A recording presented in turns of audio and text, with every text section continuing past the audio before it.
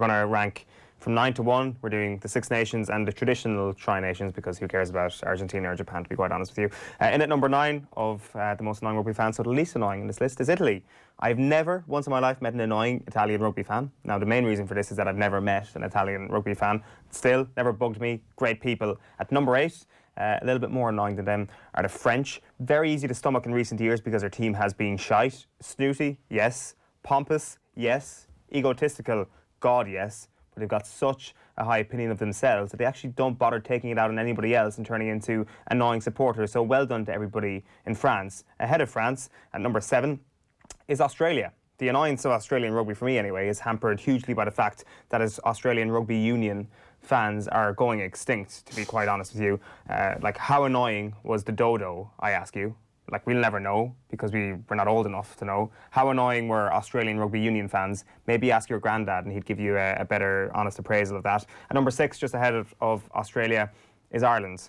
The land of saints and scholars, of course, bringing boundless intelligence to every rugby conversation. All around great, great fans.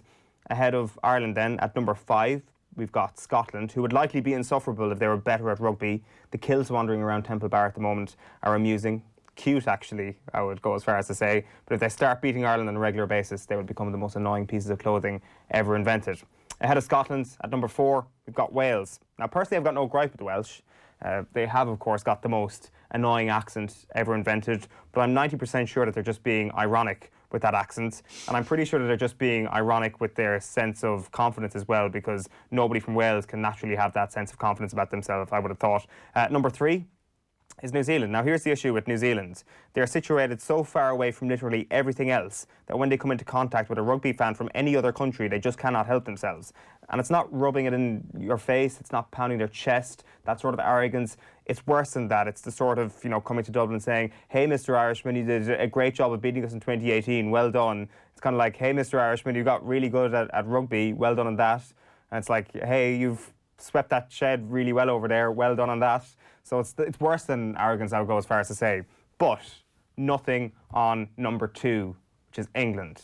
So England, now it is, of course, they're football fans who fly the flag, but it doesn't mean that their rugby fans aren't also insufferable. Their rugby fans don't throw around plastic chairs, but they do throw around Swing Low, the worst song about sports or anything ever that's actually ever been written. It's terrible, and they can only get past whatever one verse and then they restart it, and just all-round arrogance to even suggest that that is a suitable song to sing in a stadium, to be quite honest with you.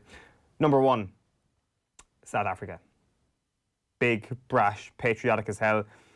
I have this theory, you can recognise a Springbok fan if you mysteriously find someone that looks like a tight head prop standing outside the stadium rather than inside the stadium, usually singing their national anthem even outside the stadium.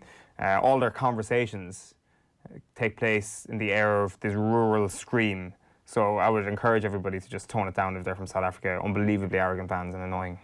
No qualms with South Africa number 1 just because I would have England way down. I think the English rugby fans are actually really good. You go to Twickenham, you have a good time, irrespective of whether or not you win or lose. It's just a nice environment. People cooking, roasting a roll in their gardens and selling them. That's very nice. I would have the Scots. I mean, again, it's kind of that we always beat them, so it's kind of irrelevant.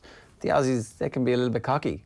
That's just like a natural state they have. It's like I would definitely have them a bit higher up the road. But the Welsh, for me, I mean, imagine being the only country in the world that actually wants to be a part of England after being colonised by them. That's like, they're choosing to limp it like stick to England. They have a Prince of Wales who's actually English. It's like, come on.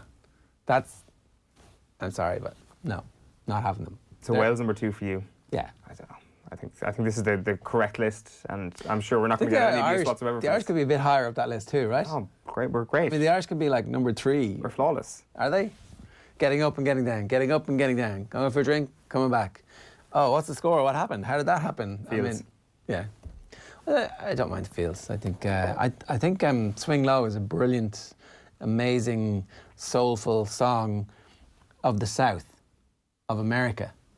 I think that a bunch of white folks singing it in a rich, posh part of London, probably a little bit culturally insensitive. So maybe they go back up the list for that. Possibly, but for me they're down.